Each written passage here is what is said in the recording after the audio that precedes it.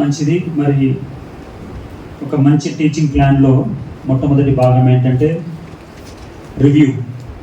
తిరిగి మనము కొన్ని విషయాలను జ్ఞాపకం చేసుకోవాల్సినటువంటి అవసరం ఉంది కదా.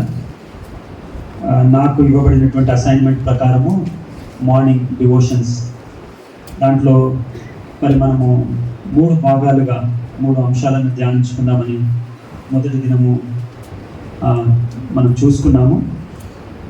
ఆ విధంగా మనం చూస్తే మొట్టమొదటి విషయము ఆనెస్ట్ అసెస్మెంట్, నిజాయితీతో కూడిన లేకపోతే యథార్థమైనటువంటి అంచనా పరిశీలన అనేటువంటి మాటను మనం చూస్తున్నాం. టీచింగ్ ప్లాన్లో లేకపోతే టీచర్స్కి సాధారణంగా ఉండేటువంటి అలవాటు ఏంటంటే బోధించిన తర్వాత మళ్ళీ ఆలోచిస్తూ ఉంటే మళ్ళీ కొన్ని తలంపులు వస్తూ ఉంటాయి. అంటే ఆ విషయాన్ని విద్యార్థుల హృదయాల్లో నాటడానికి కొన్ని ఆలోచనలు వస్తూ ఉంటాయి కదా. అట్లే మళ్ళీ ఒక ఎగ్జాంపుల్ మీ ముందు పెట్టాలని ఆశిస్తూ ఉన్నాను. మొదటి పాయింట్ గురించి, మెడికల్ టర్మినాలజీలో 2 చాలా ప్రాముఖ్యమైనటువంటి విషయాలు ఉంటాయి. దాంట్లో మొట్టమొదటిది డయాగ్నోసిస్ అంటారు. అంటే ఒక మంచి డాక్టరు తప్పకుండా డయాగ్నోసిస్ చేస్తాడు. వెంటనే చూసి పేషెంట్ నుంచి మాటలు విని స్పందించడం కాకుండా తగిన పరీక్షలు చేస్తూ ఉంటాడు. సో నెహెమ్యా యొక్క జీవితాన్ని, తన యొక్క పనిని మనం చూస్తున్నప్పుడు మొట్టమొదటిగా డయాగ్నోసిస్ చేస్తున్నట్టుగా మనకు కనబడుతుంది. ఆ తర్వాతనే మరి మెడికల్ టర్మినాలజీ ప్రకారం ప్రోగ్నోసిస్ అని ఉంటుంది. అంటే ఈ వచ్చినటువంటి వ్యాధి ఇది ఏ డైరెక్షన్లో వెళ్తుంది, ఇంకా ఎట్లాంటి పర్యవసానాలు ఉంటాయి, ఈ విధంగా కొనసాగుతాయి. కాబట్టి దీనికి కావాల్సినటువంటి ట్రీట్మెంట్ ఏంటి అనేటువంటి ఒక ఆలోచనతో ఒక మంచి డాక్టర్ ట్రీట్మెంట్ ఇస్తూ ఉంటాడు. సో అదేవిధంగా మరి దేవుడు మనకిచ్చినటువంటి పరిచర్యను డయాగ్నోసిస్ చేయాలి అనేటువంటి మాట నెహెమ్యా జీవితంలో ఉండి మనము నేర్చుకున్నాం. మరి డయాగ్నోసిస్ అనేటువంటి మాటకు వస్తే మామూలుగా మనం డాక్టర్ దగ్గరికి వెళ్తే రకరకాలైనటువంటి పరీక్షలు చేస్తారు కదా. మరి అట్లే మనము మన సేవా పరిచర్యను అన్ని విధాలైనటువంటి పరీక్షలు ఏవైతే మనకు ఒక మంచి అవగాహన వస్తుందో ఆ తర్వాతి కాలంలో ఏం చేయాలనేది, సో అటువంటి ఒక మంచి ఎగ్జామినేషన్ లేకపోతే పరిశీలన మనము చేసుకోవాల్సినటువంటి అవసరం ఉంది. మరి నేను 2 దినాల నుంచి మధ్యలో జ్ఞాపకం చేస్తున్నటువంటి విషయం, మన సేవా పరిచయను ఆడిట్ చేసుకోవాలి అనేటువంటి మాట. ఒకవేళ మరి మీలో అట్లాంటి ఆసక్తి ఎవరికైనా ఉంటే ఒక చిన్న ఫార్మాట్ ఉంది, అది మీరు అడిగితే తప్పకుండా మీతో షేర్ చేసుకోవచ్చు. అయినా కానీ మరి సేవకులంగా మన మధ్యలో చాలామంది దగ్గర వాక్యానుసారమైన కాపరి అనేటువంటి పుస్తకం ఉంది. మరి దాంట్లో కూడా 2 రకాలైనటువంటి ఎగ్జామినేషన్, ఒకటి సెల్ఫ్ ఎగ్జామినేషన్, ఇంకొకటి మినిస్ట్రీ ఇవాల్యుయేషన్ పైన రిచర్డ్ బ్యాక్స్టర్ గారు చాలా ప్రశ్నలు రాయడం జరిగింది. సో ఆ పుస్తకం మీ దగ్గర ఉంటే తప్పకుండా మళ్ళొకసారి దాన్ని మీరు చూచి దాంట్లో ఉన్నటువంటి ఆ ప్రశ్నలకి జవాబు మీరు ఇవ్వగలిగితే ఒక మంచి డయాగ్నోసిస్ చేసుకున్న వారు అవుతారు. కాబట్టి వీటిని మనము ఇగ్నోర్ చేసి మేము పరిచర్య చేస్తాము అని అనుకుంటే ప్రారంభంలోనే మనం చూసుకున్నాం కదా, ఒక ప్రాపర్ అసెస్మెంట్ లేకపోతే ఓటమి అనేది తప్పనిసరి, ఫెయిల్యూర్ ఇస్ ఇన్ఎవిటబుల్ అనేటువంటి మాట మనం చూసుకున్నాం. ఈ విషయాన్ని మీరు దయచేసి గమనించాలి. మరి నెహెమ్యా గ్రంథాన్ని మనం ధ్యానించడానికి నేను నా మట్టుకు 3 ప్రధానమైనటువంటి కారణాలు చెప్పాను కదా. దేవుడు మనకు నెహెమ్యా గ్రంథాన్ని తన బైబిల్ గ్రంథంలో ఉంచడానికి కారణము, మనలో ఎవరమైతే అటువంటి అవసరతలో స్థితిలో ఉన్నామో, అంటే ఒక రివైవల్, ఉజ్జీవం గురించి మనం ఆలోచించినప్పుడు లేకపోతే ఆశించినప్పుడు నెహెమ్యా గ్రంథంలో మనకు చాలా ప్రిన్సిపల్స్ ఉన్నాయి, నియమాలు ఉన్నాయి, మనకు వాక్య నియమాలు. తర్వాత ఒకవేళ మనకు ఒక రెఫర్మేషన్, పునరుద్ధరణ లేకపోతే సంస్కరణ అనేటువంటిది ఆశిస్తే మన పరిచర్యలో నెహెమ్యా గ్రంథము అది మనకు ఉంది. ఆ తర్వాత రీబిల్డింగ్, పడిపోయినటువంటి ప్రాకారాలను తిరిగి కట్టడం. నిజంగా చెప్పాలంటే ఒక కొత్త బిల్డింగ్ కట్టడం కొంత ఈజీయే, కానీ పడిపోయినటువంటి బిల్డింగ్ కట్టడం చాలా ఛాలెంజింగ్. కాబట్టి రీబిల్డింగ్ పని కొరకు దేవుడు ఆయన వాక్యంలో మనకి ఇచ్చినటువంటి నియమాలను చాలాసార్లు నేను ఇటువైపు స్పెషల్గా ఆంధ్ర వైపు ప్రయాణం చేస్తూ ఉంటే, ఈ మధ్య తెలంగాణ వైపు కూడా ఉన్నాయి, హైదరాబాద్లో చాలా ఎక్కువ. వాళ్ళ సంఘాల్లో వాళ్ళు రివైవల్ తీసుకొని రావడానికి వాళ్ళు చేసేటువంటి ప్లాన్ ఏంటంటే ఉజ్జీవ మహాసభలు పెడతారు.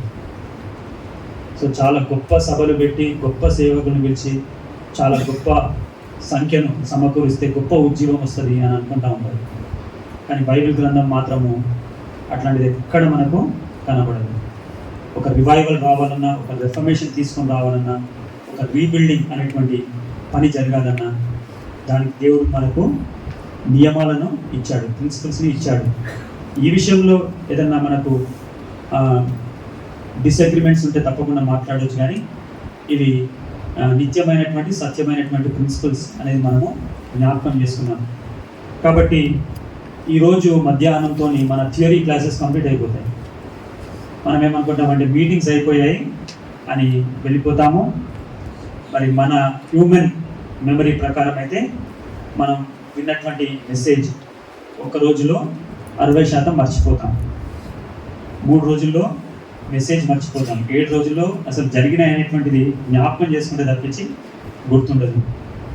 కాబట్టి మన లిమిటేషన్స్ని మనం జ్ఞాపకం చేసుకొని ఇంటికి వెళ్ళిన వెంటనే తగిన చర్యలు మనం తీసుకోకపోతే ఇట్లాంటి ఒక గ్రంథము లేకపోతే ఇట్లాంటి ఒక పరిచర్య మన జీవితంలో మనం చూడలేము. కాబట్టి మొట్టమొదటిది మనం వివరం కూడా నా పరిచర్య పరిపూర్ణమైనది, సంపూర్ణమైనది, నా పరిచర్య ఒక మోడల్, అందరికీ నేను పరీక్షించుకోవాల్సిన అవసరం లేదని మనలో ఎవరము తప్పకుండా అనుకో. కాబట్టి తప్పకుండా వెళ్ళిన తర్వాత మనం విన్నటువంటి ఆ వాక్యాలను మన ఎదుట పెట్టుకొని, అంతేకాదు ఒక కన్స్ట్రక్టివ్గా ఒక అసెస్మెంట్ చేసుకుందాం. మనం ఇక్కడ ఒక చిన్న సజెషన్ ఏంటంటే, వీలైతే లేకపోతే ఖచ్చితంగా చెప్పాలంటే తప్పకుండా చేయాల్సిన పని ఏంటంటే, ఎవరన్నా మంచి అనుభవాగ్నుడైనటువంటి యథార్థమైనటువంటి ఖచ్చితత్వం కలిగినటువంటి ఒక సేవకుడిని ఇన్వైట్ చేసి మన సేవ గురించి వాళ్ళకి పంచుకొని, వాళ్ళు కొన్ని ప్రశ్నలు మనల్ని అడగాలనేటువంటి ఒక ఇన్విటేషన్ వాళ్ళకి ఇస్తే ఒక మంచి ఆడిట్ లేకపోతే ఒక మంచి పరిశీలన, అంచనా మనం చేసుకోవచ్చు. మరి ఈ మాట చెప్పడం జరిగింది. దీనికి వీళ్ళు ఎంతమంది అగ్రి అవుతారో మీరే ఆలోచించుకోవచ్చు. మరి నేను చేయమనడం అంత యోగ్యత నాకు లేదు, కానీ తప్పకుండా మీరు ఈ మాటను ఆలోచించండి. తర్వాత రెండవదిగా మనము గమనించినటువంటి విషయం ఏంటంటే ప్రేయర్ఫుల్ ప్లానింగ్ అనేటువంటి మాట, ప్రార్థనాపూర్వకమైనటువంటి ప్రణాళిక మనం వేయాలి.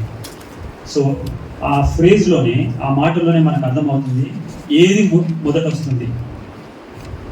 ప్రేయర్ ఫస్ట్ వస్తుంది కదా.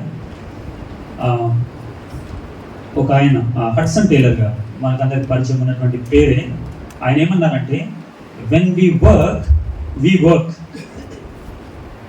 మనం పని చేసినప్పుడు మనం పని చేస్తాం, but when we pray God works, మనం ప్రార్థన చేస్తే దేవుడు పని చేస్తాడు. కాబట్టి మనం చేయబోయేటువంటి పని మనం చేయడం కాదు, కానీ మరి మనము ప్రార్థించినప్పుడు దేవుడు పని చేస్తాడు. మరి దానికి నేను చూపెట్టాల్సినటువంటి అవసరం లేదు కదా. నెహెమ్యా మరి ఇంకా పని ప్రారంభించలేదు, దేవుడు రాజు హృదయంలో పనిచేయడం స్టార్ట్ చేశాడు. రాజు నెహెమ్యా ముఖాన్ని చూసి ఆయన కన్సర్న్ కలిగి ఉండి ఆ నెహెమ్యాకు ధైర్యం ఇచ్చి, ఆ తర్వాత నెహెమ్యా ఆ మాటలు చెప్పగానే సరే మరి ఏంటి నీ అవసరత అని అనడము, ఇదంతా దేవుడు తన హృదయంలో చేసినటువంటి పని. ఎందుకంటే ఆయన ప్రార్థనలో కూడా ఈ మాట అన్నాడు కదా, ఈ మనుషుడు నా యందు దయ చూపినట్లు అనుగ్రహించు. సో ఆయన దయ చూపెట్టడానికి ఆయన హృదయంలో, ఆయన మనసులో నెహెమ్యా ఏమి మాటలు పెట్టలేడు, కానీ దేవుడు పెట్టగలడు. కాబట్టి ప్రేయర్ఫుల్ ప్లానింగ్ అనేది మనము రెండో విషయంగా గమనించాము. మరి నిన్న ఒక మాటను మీకు జ్ఞాపకం చేశాను, అదేంటంటే ప్రేయర్ఫుల్ ప్లానింగ్ అనేది మన గొడ్డలిని పదును పెట్టడం అని అర్థం అన్నమాట.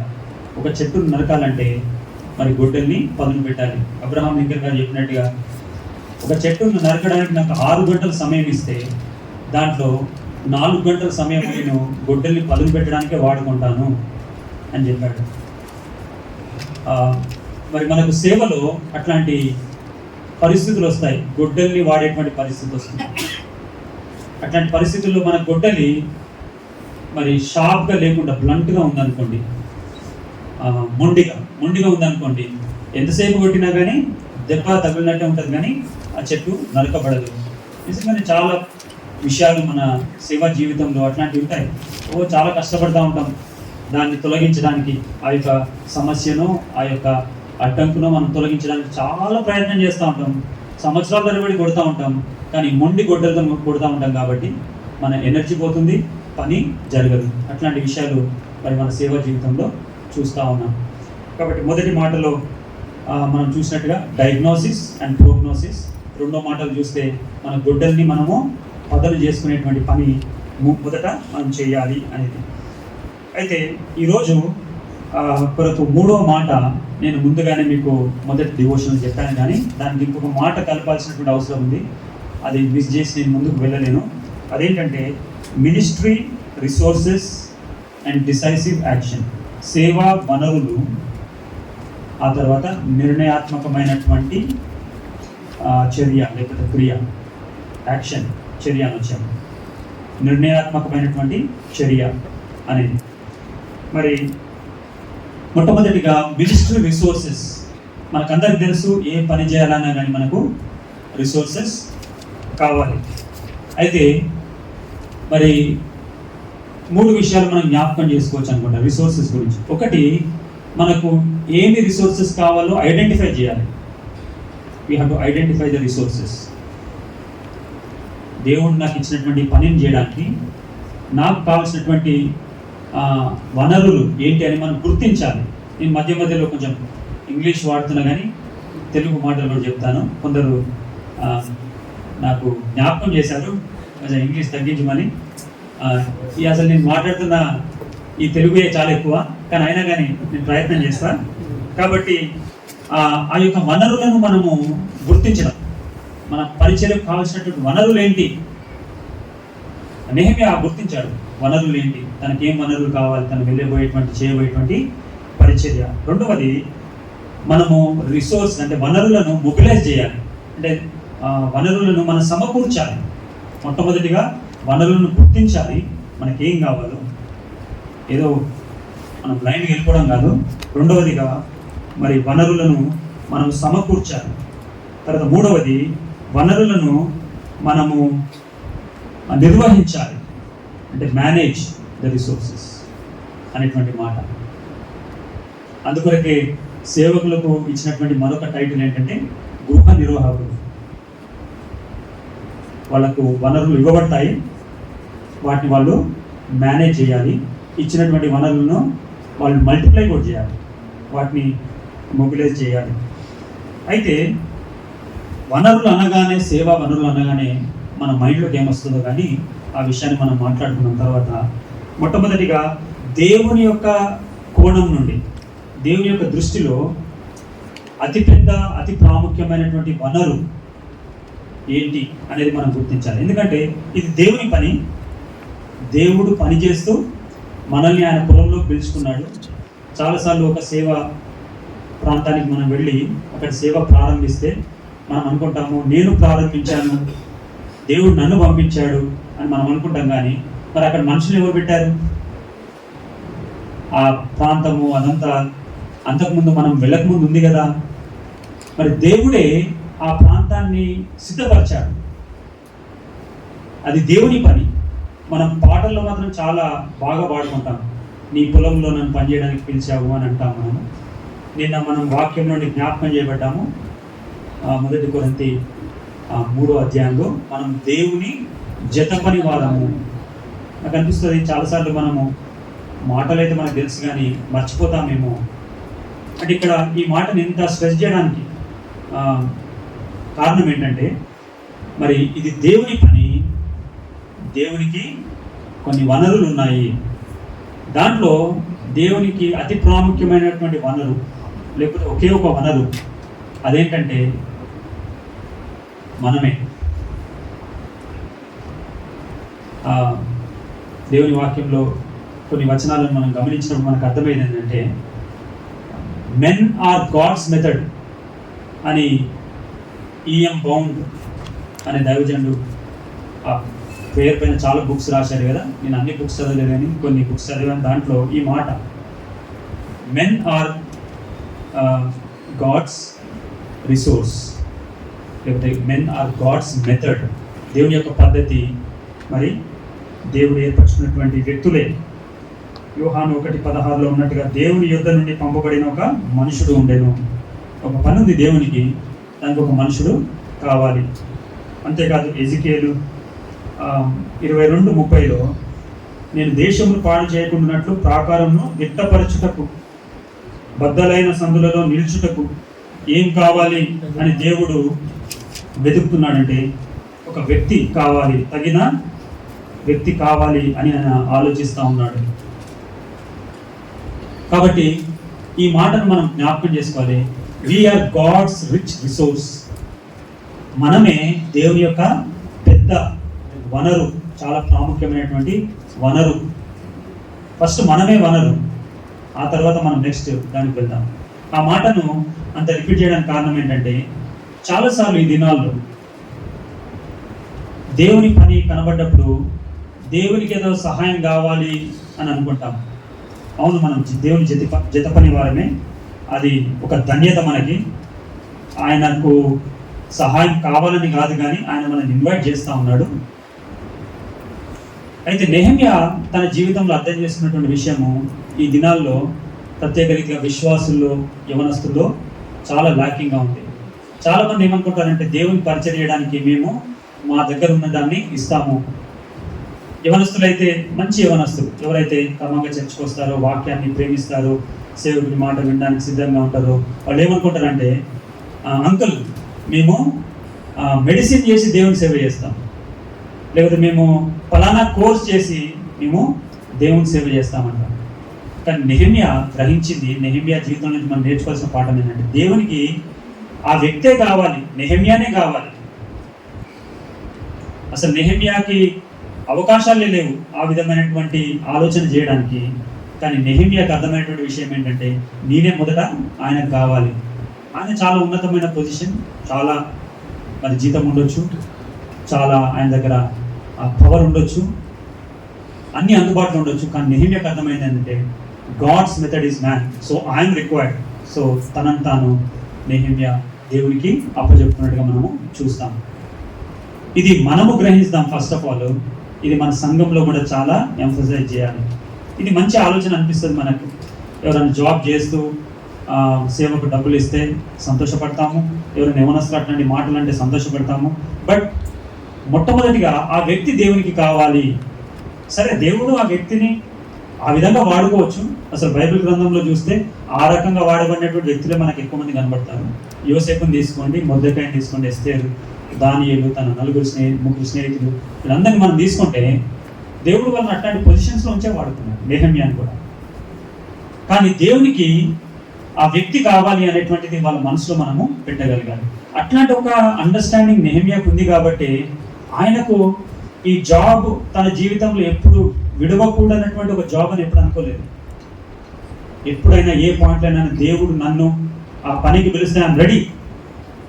అందుకొరకే ఆ మొదటి అధ్యాయంలో ఆయన రాజు యొక్క కోటలో, రాజు యొక్క సమక్షంలో ఎట్లాంటి పొజిషన్లో ఉన్నాడనేటువంటి మాట మొదట రాయలేదు, మొదటి వచనంలో లేదని. ఆ విధంగా పరిచయం చేసుకోవచ్చు. కానీ మొదట తను పరిచయం చేసుకున్నటువంటి మాట మనకు ఆయన ప్రార్థనలో కనబడుతుంది. ఆయన అంటున్నాడు కదా, మరి నీ దాసులైన 6వ వచనంలో ఆ మాట ఉంది. తర్వాత 11వ వచనంలో కదా, ఈ దినమందు నీ దాసుని అనేటువంటి మాట. సో మొదట ఆయన దేవుని దాసుడినే గుర్తించాడు. ఇది కూడా సంఘంలో ఉన్నటువంటి ప్రతి ప్రైవేట్, గవర్నమెంట్ జాబ్ ఎంప్లాయీస్ చెప్పిన మొదట మీరు దేవుని దాసులు. అట్లాంటి అవగాహనతో, అట్లాంటి సాక్ష్యంతో మీరు జీవించండి. ఆ తర్వాతనే నేను గిన్నె అందించువాడనని చెప్తా ఉన్నాను అక్కడ. మరి దానియేలు పొందినటువంటి సాక్ష్యం మనకు తెలుసు కదా. దర్యా వేసినటువంటి రాజే మరి దానియేలుతో అంటున్నాడు, జీవం గల దేవుని సేవకుడు అయినటువంటి దానియేలు. ఆ తర్వాత మాట చాలా గొప్పది, నిత్యము నీవు సేవించుతున్నా. ఆయన నిత్యం ఎక్కడ సేవిస్తా ఉన్నాడు? దినమంతా ఆయన ప్రైమ్ మినిస్టర్ కదా, రాజు తర్వాత ఆయన 24/7 చేయాల్సినటువంటి పనిలో ఉన్నాడు. మరి ఆయన నిత్యం ఎక్కడ సేవిస్తున్నాడు? నిత్యము రాజు సేవ చేయాలన్న. కానీ ఆ పని చేస్తూనే దేవుని యొక్క సేవ చేసేటువంటి ఆ క్వాలిటీస్, చేస్తున్న క్వాలిటీస్ అందులో కనబట్టేట్టుగా మనము చూస్తాం. కాబట్టి ఇది మనం జ్ఞాపకం చేసుకున్నాం. మొదటిగా మనమే దేవుని యొక్క రిసోర్స్, మనమే ఆయన యొక్క వనరు. దాని కొరకు మనము ఎల్లప్పుడూ సిద్ధంగా ఉండాలి. రెండవది, దేవుడు మనకు అనుగ్రహించినటువంటి రిసోర్సెస్ ఏంటి? చాలాసార్లు మనం రిసోర్సెస్ కావాలి, మాకు సేవ చేయాలి అని అనుకుంటా ఉంటాం కదా. దేవుడు ఆల్రెడీ మనకు రిసోర్సెస్ ఇచ్చాడు. ఆ రిసోర్సెస్ ఏంటో మనము తప్పకుండా గమనించాలి. 2 రకాల రిసోర్సెస్ దేవుడు మనకు అనుగ్రహించాడు. ఒకటి ఇంటర్నల్ రిసోర్సెస్, ఒకటి ఎక్స్టర్నల్ రిసోర్స్, అంతరంగమైన, ఇంకొకటి బాహ్యమైనటువంటి రిసోర్సెస్, బహిరంగమైన రిసోర్సెస్ అని మనం జ్ఞాపకం పెట్టుకోవచ్చు. ఇంటర్నల్ రిసోర్సెస్ ఏంటి? మన అపోస్తల కార్యం 1:8 ప్రకారము ఆయన పరిశుద్ధాత్మ యొక్క శక్తిని అనుగ్రహిస్తానని అపోస్తలులకు వాగ్దానం ఇచ్చి 2వ అధ్యాయంలో దాన్ని నెరవేర్చి ఆయన విశ్వసించినటువంటి ప్రతి ఒక్కరూ పశ్చాత్తాపం పొంది బాప్తిసం పొందినటువంటి వారికి ఆ పరిశుద్ధాత్మ వరాన్ని ఇస్తాననేటువంటి వాగ్దానాన్ని పేతురు తన వాక్యంలో చెప్పినటువంటి మాట మనకు తెలుసు. కాబట్టి ఆయన పరిశుద్ధాత్మ శక్తిని మనకి ఇచ్చాడు, అది మనం మర్చిపోదు. ఒక ఆయన అమెరికా దేశంలో చాలా పేద స్థితిలో ఉన్నాడు. అయితే సరే, తను సిటీలో బ్రతకలేడు, టౌన్లో బ్రతకలేడు, ఎక్కడన్నా బయట దూరం వెళ్ళి ఒక భూమిని తీసుకొని దాన్ని దున్నుకొని బ్రతుకుదాం అనుకున్నాడు. ఆయన పేరు యේట్స్. అయితే వెళ్ళాడు, అక్కడికి వెళ్ళి దున్నుకుంటా బ్రతుకుతా ఉన్నాడు. ఒక కాలంలో మరి వర్షాలు లేవు, పంటలు లేవు, ఏమీ లేవు, కరువు వచ్చింది. తన దగ్గర ఉన్నటువంటి ధాన్యము అంతా అయిపోయింది, ఇంకా చనిపోతాననేటువంటి పరిస్థితికి వచ్చింది. అయితే కుటుంబంతో అన్నాడు, మరి మనం ఇక్కడ బ్రతకలేము, టౌన్లోకి సిటీలోకి వెళ్ళి ఏదైనా లేబర్ పని చేసుకుంటా కష్టపడన్నా మనం బ్రతుకుదాము అని తన గుర్ర బండి సిద్ధపరచుకొని అందరినీ కూర్చోబెట్టి బయలుదేరాడంట. అయితే ఆయన జస్ట్ ఆ యొక్క ఎంట్రన్స్లోకి వచ్చి బయలుదేరబోతుంటే దూరం నుంచి చాలా స్పీడ్లో ఒక 2 గుర్రాల మీద వచ్చారంట. ఆయన దగ్గర వచ్చి ఎక్కడ ఉన్నాడు యේట్స్ ఇక్కడ అని చాలా సీరియస్గా ఆయన అడిగారంట. అని అంటే ఎందుకు, ఏమి ప్రాబ్లం వచ్చిందా అని అంటే, యේట్స్ అనేటువంటి వ్యక్తికి సంబంధించినటువంటి ల్యాండ్ ఇక్కడ ఉంది కదా, ఇది ఈ ల్యాండ్ మరి మా కంపెనీ లీజ్ కోసం అడుగుతుంది అన్నారు. అయితే ఈ ల్యాండ్ లీజ్ కోసం ఏంటి అని అంటే, దీంట్లో చాలా ఆయిల్ ఉంది, పెట్రోలియం, అది రా మెటీరియల్ ఉంది, దీంట్లో పెట్రోలియం ఓర్ ఉంది అక్కడ అని అంటే, దాన్ని ఏం చేస్తారు ఆయనకేం తెలియదు అనమాట. సో ఆయన చెప్పారు, దాంట్లో ఇంత పెట్రోలియం ఖనిజాలు ఉన్నాయి కాబట్టి వాటికి మేము రెంట్ పే చేస్తాము అని వాళ్ళు చెప్పారనమాట. అయితే కొన్ని వేల బ్యారెల్స్ ప్రతిరోజు దాంట్లో తీసే అంత ఉందంట లోపల. అయితే ఆయనకి అది తెలియదు. ఆయన ఏమనుకున్నాడు, వదిలిపెట్టి వెళ్ళిపోదాం అనుకున్నాడు.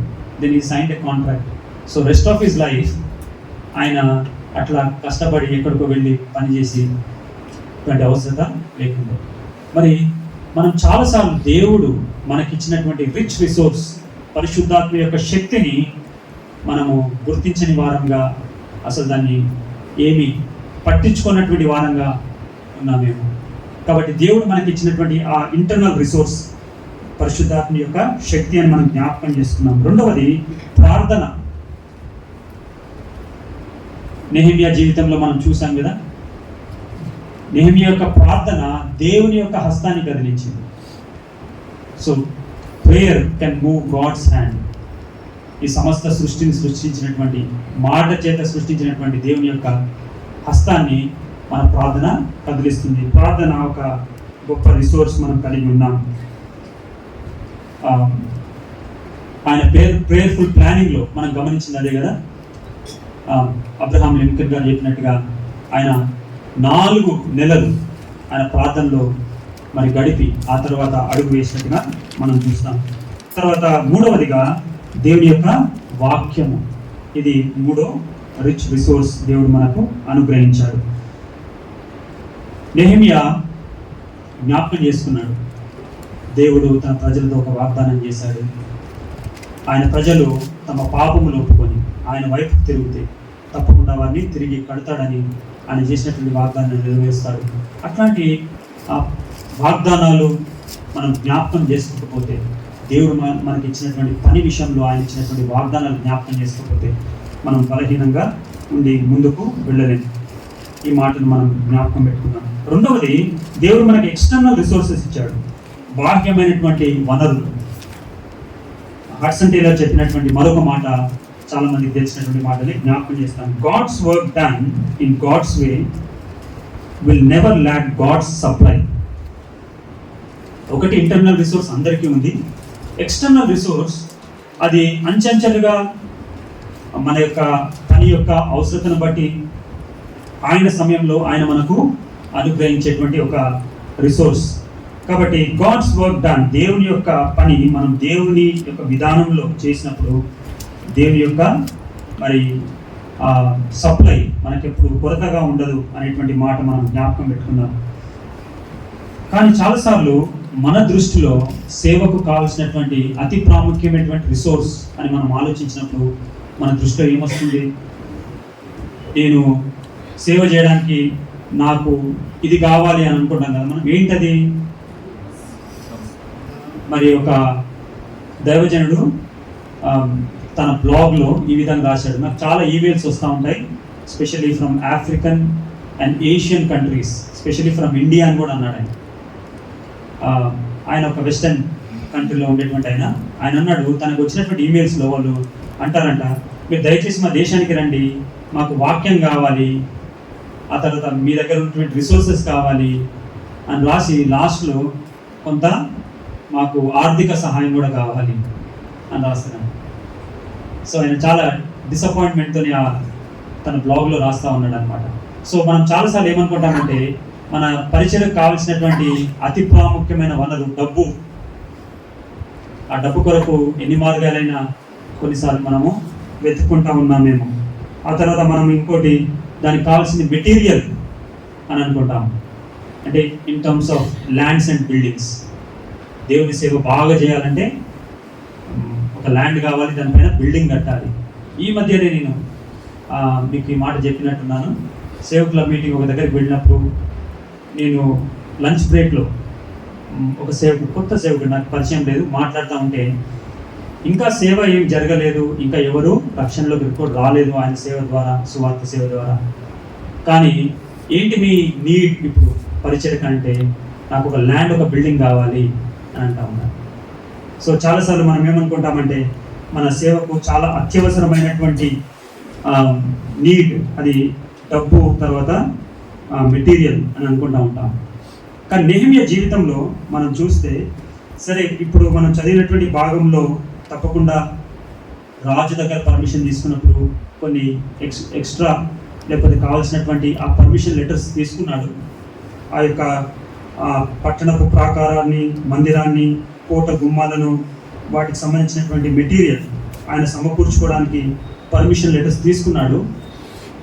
కానీ ఆ తర్వాత మనము తన యొక్క వైఖరి, తన యొక్క పని విధానాన్ని మనం చూసినప్పుడు నెహెమ్యా దృష్టిలో చాలా ప్రాముఖ్యమైనటువంటి రిసోర్స్ ఏంటంటే హ్యూమన్ రిసోర్స్, మానవ వనరు. అంటే తనతో ఉన్నటువంటి వారు, యెరూషలేములో ఉన్నటువంటి ఆ వ్యక్తులు, వాళ్ళే ఒక ప్రాముఖ్యమైనటువంటి వనరు అనేది నెహెమ్యా జీవితంలో మనం చాలా స్పష్టంగా చూస్తాం. అంతేగాని నేను ఈ గోడలు కట్టాలంటే నాకు ఇంత డబ్బు కావాలి, ఇంత మెటీరియల్ కావాలి అనేటువంటి ఆందోళన, అనేటువంటి ఆలోచన తనకు లేదు. కానీ అక్కడ ఉన్నటువంటి వ్యక్తులను ఒక వనరుగా తను చూసినట్టుగా మనము చూస్తూ ఉంటాం. నిజంగా మన దేశంలో ఇప్పుడు రీసెంట్గా మరి చైనాను కూడా దాటిపోయింది. అన్నిటికంటే హైలీ పాపులేటెడ్ కంట్రీగా మన దేశం ఉంది. కానీ ఈ హ్యూమన్ రిసోర్స్ని ఎంత మరి నిర్వినియోగం అంటారా, దుర్వినియోగం నిరుపయోగంగా ఉంది కదా మన దేశంలో. ఎంతమంది యూత్ వాళ్ళు డిగ్రీలు ఉన్నాయి వాళ్ళకి, కానీ అది ఎటువంటి ఉపయోగం లేనట్టుగానే ఉంది. ఆ స్కిల్స్ వాళ్ళకి లేవు.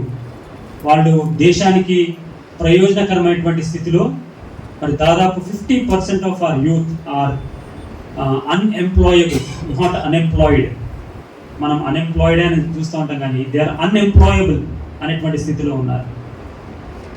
నేను కొంత ఎక్కువ యూత్ని డీల్ చేస్తూ ఉండడం వల్ల నాకు కొన్ని విషయాలు తెలుస్తూ ఉంటాయి. మరి ఈ మధ్య మా దగ్గరికి ఒక అబ్బాయి వచ్చాడు, బీకామ్ కంప్లీట్ చేసుకున్నాడు అబ్బాయి. వాళ్ళ మదర్ పంపించింది ఆ అబ్బాయిని, మీరే ఈ అబ్బాయిని గైడ్ చేయండి అని చెప్పి. సో అబ్బాయిని అడిగాను, ఏం చేయాలని మీకు అని అంటే, అన్న నాకు ఒక జాబ్ కావాలి, హైదరాబాద్లో జాబ్ కావాలి. ఏం జాబ్ కావాలి అంటే, ఒక సాఫ్ట్వేర్ కంపెనీలో జాబ్ కావాలి. ఏం చేసావు నువ్వు అంటే, బీకామ్ చేశాను. సరే బీకామ్లో నీకు మరి ఏమొచ్చు అంటే, నాకు అంత ఎక్కువ ఏం రాదు కానీ అన్నా అన్నాడు. ఓకే బీకామ్ కాబట్టి టాలీ వచ్చా నీకు అన్నాను. లేదన్నా టాలీ రాదు అన్నాడు. తర్వాత మరి కంప్యూటర్స్ వచ్చా నీకు అన్నాను. కొంతవరకు వచ్చా అన్నాడు. మరి ఇక్కడ కంప్యూటర్ ఉంది కదా, నేను ఒక చిన్న టాస్క్ ఇస్తే చేస్తామంటే, అన్న అంతా రాదు నాకు అన్నాడు. బీకామ్ కంప్లీట్ అయిపోయింది అబ్బాయి. అయితే తన లెక్చరర్ ఒక ఆయన, అంటే ఆయన టీచ్ చేసే ఆయన కాదు కానీ ఆ కాలేజ్లో పనిచేస్తాడు అనమాట. ఆయనను అడిగాను, ఈ బాబు ఇట్లా అంటున్నాడు, ఈయన పరిస్థితి ఏంటంటే, అన్న మీరు జస్ట్ కంప్యూటర్ని ఆన్ చేసి ఆఫ్ చేయమని చెప్పండి. సో మన దేశంలో అన్ఎంప్లాయిడ్ యూత్ కాదు, అన్ఎంప్లాయబుల్ యూత్, ఇట్లాంటి పరిస్థితి ఉంది. మరి వాళ్ళు ఏమైపోతారో అన్నట్టుగా మన దేశ పరిస్థితి. జరుగుతున్నటువంటి అరాచకాలు ఉన్నాయి కదా. కోల్కతాలో జరిగినటువంటి ఇన్సిడెంట్ తర్వాత 40 మంది యూత్ మాబ్ అటాక్ జరిగిందంటే ప్రొటెస్టర్స్ పైన. సో అట్లాంటి మరి పరిస్థితులు, అంటే ఒక మాబ్కి వాళ్ళు డబ్బులు ఇచ్చేస్తే ఏదైనా ఒక పార్టీ ఏదైనా అచీవ్ చేసుకుందామంటే వాళ్ళు వస్తూ ఉంటారు. ఒకసారి మేము సిద్దిపేటలో ఒక యవనస్తుతో మాట్లాడుతూ ఉన్నాము. ఆయన చచ్చిపోయేటువంటి యవనస్తులు ఏం కాదు, ఒక డిస్టెంట్ రిలేటివ్ అనమాట, ఒక బిలీవర్కి. ఆయనతో మాట్లాడుతూ ఉంటే, బాబు ఏం చేసావు, ఏం చేస్తున్నావు అంటే, ఈ మధ్య నేను జైలుకి పోయి వచ్చానన్నా.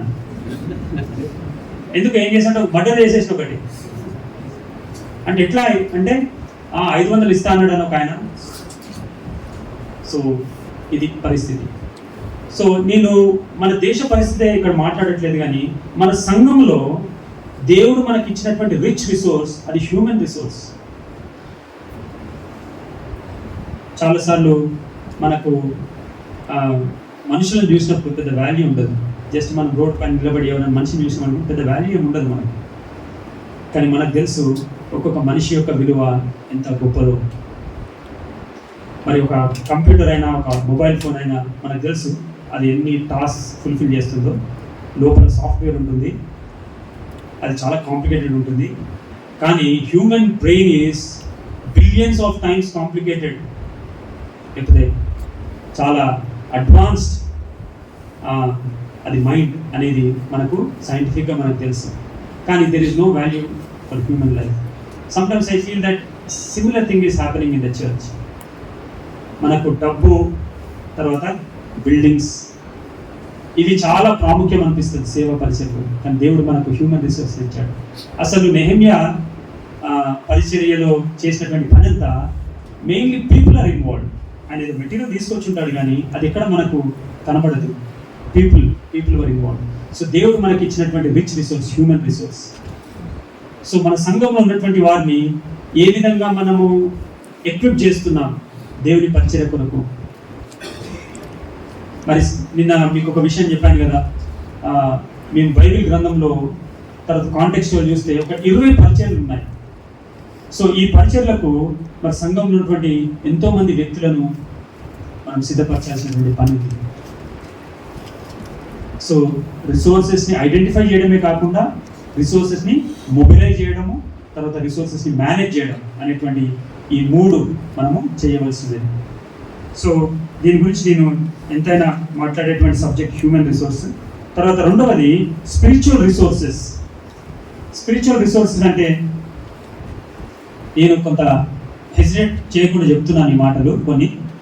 మరి మనం వాడుకునేటువంటి సువార్త పత్రికలు, అవి అసలు చాలా మందికి రెలవెంట్గా లేవు. సో ఇప్పుడున్నటువంటి పరిస్థితుల్లో అన్యులు కావచ్చు, సంఘంలో ఉన్నటువంటి విశ్వాసులు కావచ్చు, రకరకాలైనటువంటి పరిస్థితుల్లో ఉన్నటువంటి వ్యక్తులు ఉన్నారు. ఉదాహరణకు మా దగ్గర ఒక పత్రిక ఉంది. ఆ పత్రిక పేరంటే మరణం తరువాత. అసలు అన్యులైతే మరణం అనేటువంటి మాట వినడానికి ఇష్టపడరు. సో అది మేము గమనించి చాలా కాలం అది ఇచ్చాము. కొందరు తీసుకున్నారు, కానీ ఆ టైటిల్ చూసి ఎవరు చదువు ఉండరు కదా, మరణం తరువాత. కొందరు చదువు ఉంటారు. సో దాన్ని మేము మార్చి ఈ జీవం తర్వాత అని పెట్టాము. సో ఇప్పుడున్నటువంటి ఈ జీవితం తర్వాత, క్షమించండి. అయితే మరి కొందరు యవనస్తులు ఈ జీవితమే మాకు కష్టమవుతుందంటే ఈ జీవితం తర్వాత సంగతి మాకేంటి అన్నట్టుగా వాళ్ళ యొక్క రెస్పాన్స్ కనబడింది అనమాట. సో మన దగ్గర ఆ స్పిరిచువల్ లిటరేచర్ ఉందా? రకరకాలైనటువంటి ఏజ్ గ్రూప్స్, రకరకాలైనటువంటి సమస్యల్లో ఒకవేళ మనం హాస్పిటల్కి వెళ్తే వారి కొరకు మన దగ్గర ఉన్నటువంటి గాస్పెల్ ట్రాక్స్ ఏంటి? ఒకవేళ మనం జైలు పరిచయం చేస్తే వాళ్ళకి కావాల్సినటువంటి గాస్పెల్ ట్రాక్స్ ఏంటి? ఒకవేళ మనము కాలేజెస్కి వెళ్తే వాళ్ళకి కావాల్సినటువంటి గాస్పెల్ ట్రాక్స్ ఏంటి? లేకపోతే కొంచెం పెద్ద వయసులో ఉన్నటువంటి వాళ్ళు ఉంటారు, వాళ్ళకి కావాల్సినటువంటి గాస్పెల్ ట్రాక్స్ ఏంటి?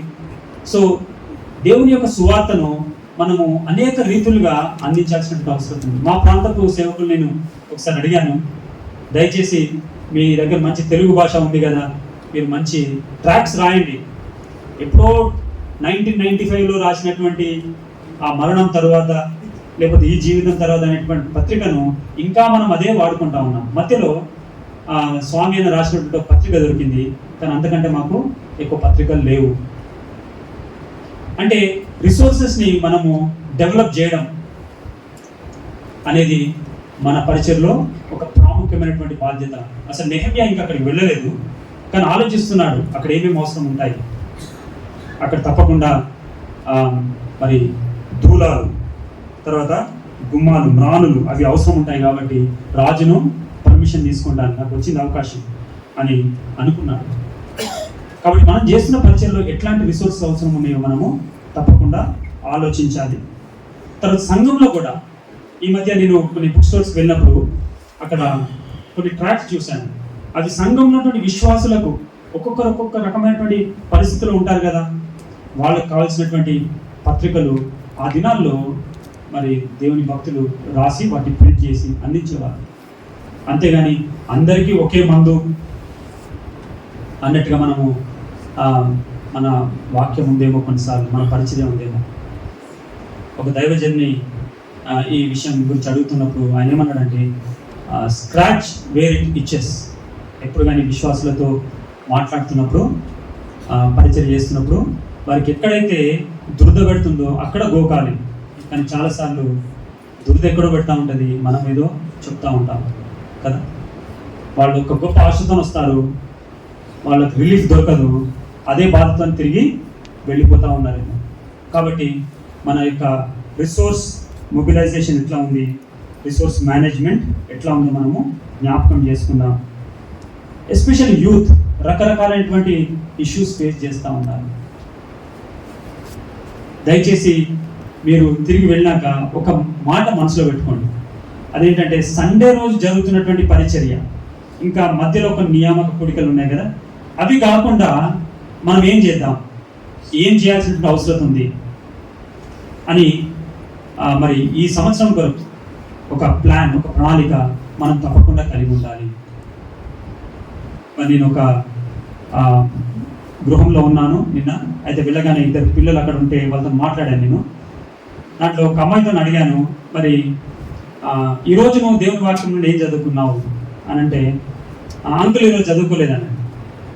సో మరి నిన్నేం చదువుకున్నావు? అంకుల్ నేను ఓన్లీ వీకెండ్స్ బైబిల్ చదువుతాను. సో ఇంకా చాలా విషయాలు నేను వాళ్ళతో మాట్లాడుతూ ఉంటే తెలిసాయన్నమాట. పిల్లలకు చాలా డిఫరెంట్ కైండ్స్ ఆఫ్ నీడ్స్ ఉన్నాయి. తల్లిదండ్రులుగా ఉన్న వాళ్ళకి డిఫరెంట్ కైండ్స్ ఆఫ్ నీడ్స్ ఉన్నాయి. ఈ దినాల్లో ఎడ్యుకేషన్ సిస్టమ్ అసలు ఎంత ఫ్రంటల్ అటాక్ చేస్తూ ఉంది మన పిల్లల పైన. మనం అసలు కళ్ళు మూసుకొని ఉన్నట్టుగా ఉన్నామనిపిస్తుంది నా మటుకైతే.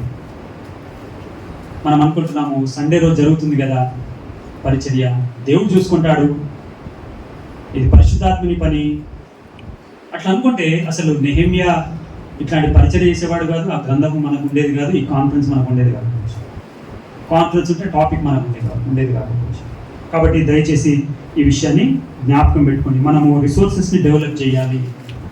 అంతేకాదు అసలు ఒక మంచి ఎస్టాబ్లిష్ చర్చ్ అని ఒకవేళ మనం అనుకుంటే ఆ చర్చ్లో తప్పకుండా ఒక చిన్న లైబ్రరీ ఉండాలి. ఏ స్కూల్ అయినా మంచి స్కూల్ అని అంటే దానికి ఉండేటువంటి ఒక చాలా ఇంపార్టెంట్ ఫీచర్ ఏంటంటే ఆ లైబ్రరీ. సో ఇన్ని రిసోర్సెస్ మనకు అందుబాటులో ఉంటుండగా, ఇప్పుడు మనము డీల్ చేసేటువంటి ఆ యొక్క జనరేషన్ ఎడ్యుకేటెడ్ జనరేషన్ అయి ఉంటుండగా మరి మనం వాళ్ళకి బుక్స్ అందించకపోతే ఎట్లా? నిన్న మాట్లాడుతున్నటువంటి కుటుంబంలో ఉన్న అమ్మాయితో మీరు మీ దగ్గర బుక్స్ ఉన్నాయా నాకు చూపెడతారా? Uncle we don't get time to read books, we don't have books. చాలా బాధ అనిపించింది. సో నాకు అంత ఎక్కువ పరిచయం లేదు, కుటుంబం పిల్లలు వాళ్ళ గురించి అంత డీటెయిల్స్ ఏం తెలియదు, కానీ జస్ట్ ర్యాండమ్గా నేను అడిగాను. సో మరి మన సంఘంలో పిల్లలకు అందుబాటులోకి మనము కొన్ని బుక్స్ కూడా తీసుకొని రావాలి. దానికి ఒక వ్యక్తిని రెస్పాన్సిబుల్గా పెట్టవచ్చు, ఒక ఫాలో అప్ చేయొచ్చు. బుక్ చదివిన తర్వాత బుక్ రివ్యూ ఇవ్వమని మనం ఎంకరేజ్ చేయొచ్చు. ఈ రకంగా మనం ఒక కన్స్ట్రక్టివ్గా పని చేయకపోతే మనము నెహెమ్యాలాగా ఆ ప్రాకారాలు కట్టలేము, గుమ్మములు నిలబెట్టలేము. నెహెమ్యా ఎంత మెటిక్యులస్గా పనిచేశాడో మనకు తెలుసు కదా. ఒక్కొక్కరి విషయంలో ఒక అధ్యాయంలో మరి ఆ యొక్క జాబితా రాస్తున్నప్పుడు ర్యాండమ్గా రాయట్లేదు, రౌండ్ ఫిగర్స్ రాయట్లేదు, నాట్ రౌండ్ ఫిగర్స్, యాక్యురేట్గా ఎంతమంది ఉన్నారు, 255, 267, 521 అంటే ఆయన దృష్టిలో ప్రతి ఒక్కరూ చాలా ప్రాముఖ్యమైనటువంటి వ్యక్తులు అన్నట్టుగా మనం చూస్తూ ఉంటాం. మరి నెహెమ్యా అయితే వేల సంఖ్యలో డీల్ చేశాడు, మనము పదుల సంఖ్యలో లేకపోతే వందల సంఖ్యలోనే మనం డీల్ చేస్తున్నాము. కాబట్టి మన యొక్క ప్రణాళిక ఎట్లా ఉందో దాని గురించి మనం ఆలోచిద్దాం. ఆ తర్వాత ఫిజికల్ రిసోర్సెస్ గురించి ఒక మాట దేవుని వాక్యంలో నుండి నేను సిద్దిపేట జరుగుతున్నటువంటి పరిచర్యను గమనించినటువంటి వ్యక్తిగా మీకు జ్ఞాపకం చేసేటువంటి విషయం ఏంటంటే మత్తయి 6:33. ఏం చెప్పండి? మత్తయి 6:33.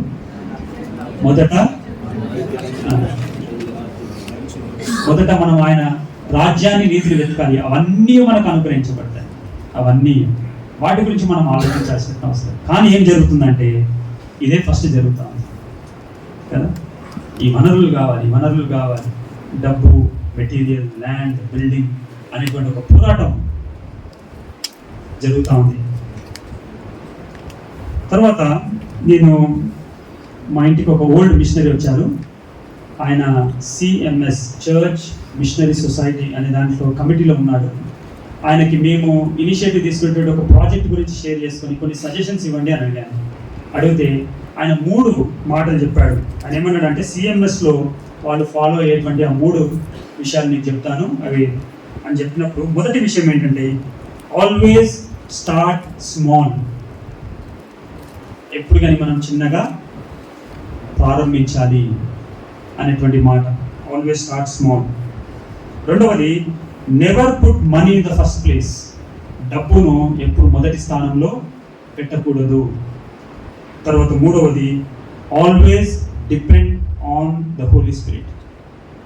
ఎల్లప్పుడూ పరిశుద్ధాత్మని పైన ఆధారపడండి. ఈ 3 మాటలు చెప్తున్నాను అంతే. ఈ మధ్యనే కలిశాడు ఆయన. సో మనము మన రిసోర్సెస్ గురించి ఆలోచిస్తున్నప్పుడు ఎటువంటి వైఖరి కలిగి ఉన్నాం. నాకు చాలా కొద్ది సమయం ఉంది. నేను మరొక మాటను టచ్ చేసి ముగిస్తాను. తర్వాత దేవుని సేవకులు వాక్యాన్ని మనకు అందిస్తారు. రెండవది డిసైసివ్ యాక్షన్ లేకపోతే డిటర్మైన్డ్ యాక్షన్. ఒక నిర్ణయాత్మకమైనటువంటి చర్య మనము తీసుకోవాలి అనేది కూడా మనం ధ్యానించుకున్నాం కదా, మనం చెప్పుకున్నాం కదా ముందు. అయితే మరి దేవుని పనిలో ఇవన్నీ జరిగినా కానీ ఒకటి మనం మర్చిపోవద్దు, దేవుని పని అంటే గొప్ప పోరాటం, ఒక గొప్ప బ్యాటిల్లో మనం ప్రవేశిస్తూ ఉన్నాం.